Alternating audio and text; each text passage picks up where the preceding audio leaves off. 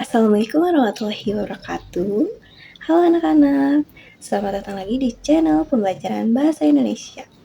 Di video pembelajaran kali ini, Ibu akan membahas materi tentang teks berita. Tapi sebelum lanjut pada pembelajaran materi, Ibu akan menjelaskan tujuan dari pembelajaran teks berita ini. Tujuan pembelajarannya setelah mengikuti dan menyimak materi ini, Ibu harap kalian dapat menjelaskan pengertian teks berita, mengidentifikasi ciri-ciri teks berita, menentukan unsur 5W tambah 1H dalam teks berita, menjelaskan struktur teks berita, menemukan kaidah kebahasaan teks berita, dan yang terakhir menyimpulkan isi teks berita dengan tepat. Anak-anak, apa yang kalian bayangkan ketika mendengar kata teks berita? Pasti kalian membayangkan koran, majalah, atau acara berita di televisi kan? Saat ini, teks berita bisa kita dapatkan di mana saja. Tidak hanya koran, tapi kalian juga bisa mencarinya di portal berita atau halaman web di internet. Tapi tahukah kalian apa itu teks berita? Lalu apa aja sih yang harus ada di dalam teks berita?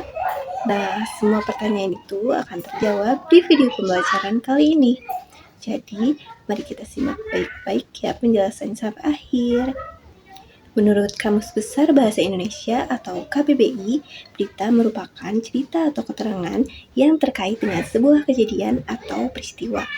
Teks berita adalah teks yang menyampaikan kabar atau informasi mengenai peristiwa faktual dan aktual kepada masyarakat. Faktual artinya sesuai fakta dan tidak mengada-ngada, sedangkan aktual artinya hangat atau baru saja terjadi. Tujuan teks berita yaitu 1. Memberikan informasi terkini dan terpercaya untuk masyarakat. 2. Teks berita juga membantu kita untuk lebih berhati-hati. Contoh, memasuki penghujung tahun, beberapa daerah diguyur hujan dan angin kencang. Berita mengenai kecelakaan, banjir, pohon tumbang, hingga longsor ramai menghiasi koran atau media online. Berita tersebut berguna supaya kita selalu waspada sebelum bepergian. Selain itu, berita juga berfungsi sebagai dasar pengambilan keputusan. Misalnya, berita mengenai kenaikan harga BBM membuat masyarakat beralih menggunakan transportasi umum untuk mengurangi mobilitas mereka. Unsur teks berita. Unsur teks berita itu ada 6, 5W dan 1H atau adik Simba. Apa, di mana, kapan, siapa, mengapa, bagaimana. Ini merupakan unsur yang harus ada dalam sebuah teks berita. What, apa, kata tanya yang digunakan untuk menanyakan peristiwa yang sedang dibahas atau dibicarakan. Where, atau di mana, kata tanya yang digunakan untuk menanyakan tempat atau lokasi peristiwa itu terjadi. When, atau kapan, kata tanya yang digunakan untuk menanyakan waktu terjadinya peristiwa dalam berita tersebut. Dan wo, atau siapa, kata tanya yang digunakan untuk menanyakan orang-orang yang terlibat dalam suatu peristiwa. Dan yang selanjutnya, why atau mengapa, kata tanya yang digunakan untuk menanyakan alasan atau latar belakang terjadinya peristiwa. Dan yang terakhir, how atau bagaimana, kata tanya yang digunakan untuk menanyakan cara atau proses terjadinya peristiwa. Bagian ini biasanya diceritakan secara kronologis, sesuai urutan waktu kejadiannya. Struktur teks berita. Di dalam teks berita terdapat 3 struktur yang tidak boleh dilewatkan, yaitu kepala berita, tubuh berita, dan ekor berita.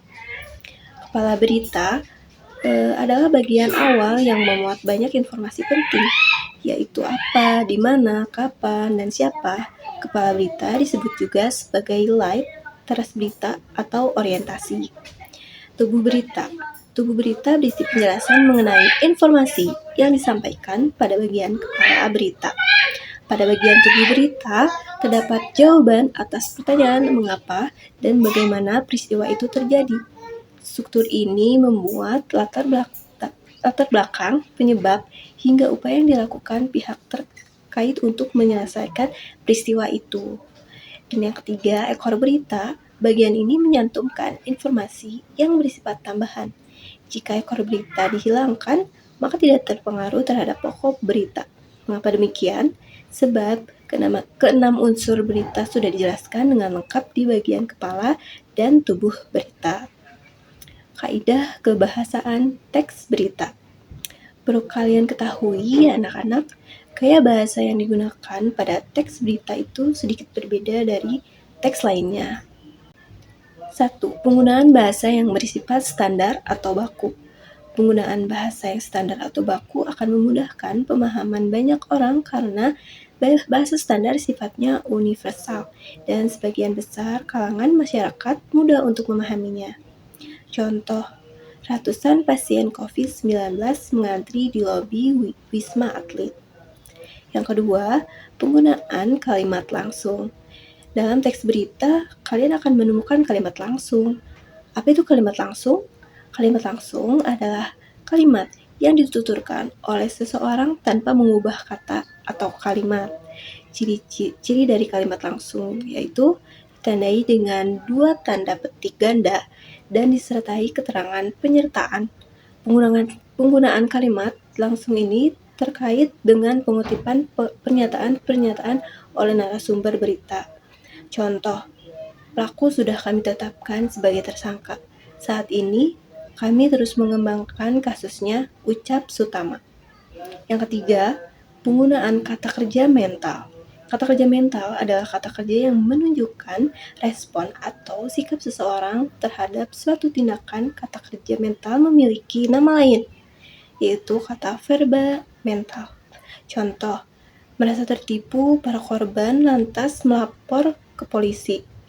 Dan yang keempat, penggunaan fungsi keterangan waktu dan tempat. Pada teks berita sudah pasti harus ada keterangan waktu dan tempat agar berita yang disampaikan dapat dimengerti dengan jelas dan pembaca dapat mengetahui di mana dan kapan tempat terjadi hal tersebut. Contohnya, kata Kepala Satuan Reserse Kriminal Kasatreskrim Polres Metro Jakarta Utara AKBP Onesor Gradi Raso Sukahar di Jakarta, Senin 5 Januari 2025. Dan yang kelima, penggunaan konjungsi temporal. Konjungsi temporal ini disebut juga konjungsi yang berhubungan dengan waktu. Contoh, konjungsi temporal yaitu kemudian, sejak, setelah, awalnya, dan akhirnya.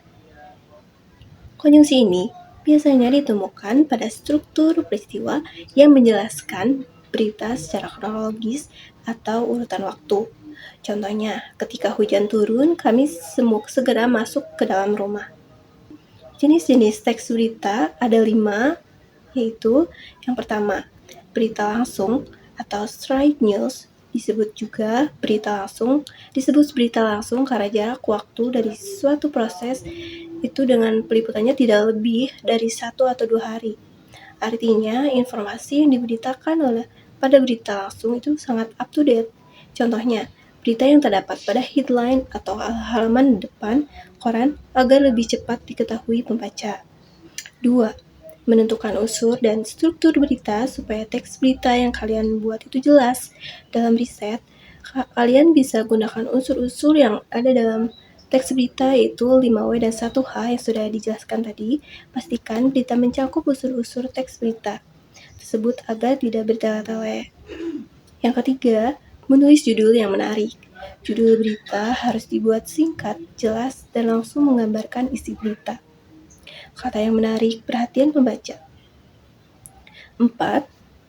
Menggunakan tata bahasa yang baik dan benar. Dalam menulis teks berita, juga harus memperhatikan tata bahasa dan ejaan. Jangan sampai ada kata yang salah atau kalimat yang kurang efektif, karena hal ini dapat mempengaruhi kredibilitas teks yang kalian buat. 5.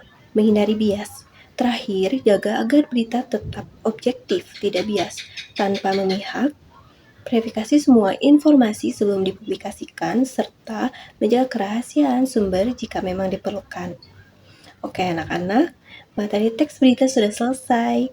Jadi itulah pengertian, unsur, struktur, tujuan, kaidah, kebahasaan, dan jenis-jenis teks berita yang harus kalian ketahui. Berbanyaklah mempelajari teks berita agar semakin mudah untuk memahami sebuah teks berita secara paham ya anak-anak. Nah, untuk kalian yang masih bingung, jangan khawatir. Tanyakan saja pertanyaan yang ingin ditanyakan di kolom komentar. Sampai bertemu di video pembelajaran selanjutnya. Tetap semangat. Dadah. Wassalamualaikum warahmatullahi wabarakatuh.